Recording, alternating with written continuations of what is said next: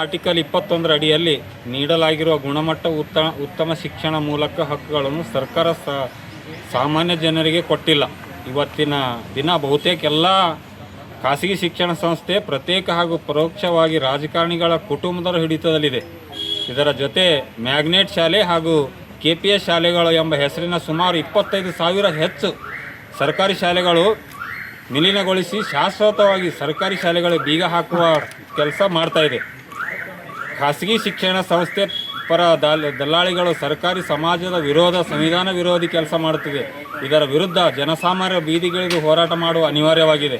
ದೇಶದ ಪ್ರಜಾಪ್ರಭುತ್ವ ಉಳಿಯಬೇಕಾದರೆ ಸರ್ಕಾರಿ ಶಾಲೆಯೇ ಉಳಿಯಬೇಕು.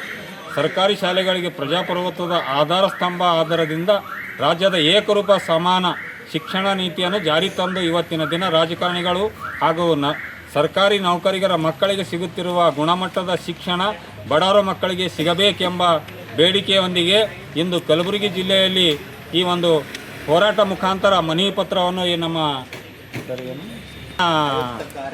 ಕಾರ್ಯಾಲಯದವರಿಗೆ ಕೊಡ್ತಾ ಇದ್ದೀವಿ. ಇವತ್ತಿನ ದಿವಸ ನೋಡಿದ್ರೆ ಭಾಳ ನೋವಿನ ಸಂಗತಿ ಅದ. ಇಲ್ಲಿ ಯಾವ ರಾಜಕಾರಣಿ ಮಕ್ಕಳು ಸರ್ಕಾರಿ ಶಾಲೆಯಲ್ಲಿ ಓದೋಂಗಿಲ್ಲ. ಎಲ್ಲ ನಮ್ಮ ಬಡ ಮಕ್ಕಳು, ಕೂಲಿ ಕಾರ್ಮಿಕರ ಮಕ್ಕಳು ಶಾಲೆಯಲ್ಲಿ ಓದ್ತಾರ. ಈ ಶಾಲೆಗೆ ಖಾಸಗಿ ಶಿಕ್ಷಣ ಮಾಡುವ ಹೊರಟಿದ್ದಾರೆ. KPS ಶಾಲೆ ಜಾರಿಗೆ ತಂದು ಸರ್ಕಾರಿ ಶಾಲೆಗಳನ್ನು ಬಂದ್ ಮಾಡಿ ಈ ರಾಜಕಾರಣಿಗಳು ಇದು ಕಣ್ಣಿಗೆ ಇದೊಂದು ಕಾಣ್ತಾ ಇಲ್ಲ ಅಂತಕ್ಕಂಥ ಮಾತನ್ನ ಈ ಸಂದರ್ಭದಾಗ ಈ ಹೋರಾಟ ಮನವಿ ಮುಖಾಂತರ ನಾವು ತಮ್ಮಲ್ಲಿ ಎಚ್ಚರಿಕೆಯನ್ನು ಕೊಡ್ತಾ ಇದ್ದೀವಿ ಅಂತಕ್ಕಂಥ ಮಾತನ್ನು ಈ ಸಂದರ್ಭದಲ್ಲಿ ಹೇಳ್ತಾ ಇದ್ದೀವಿ.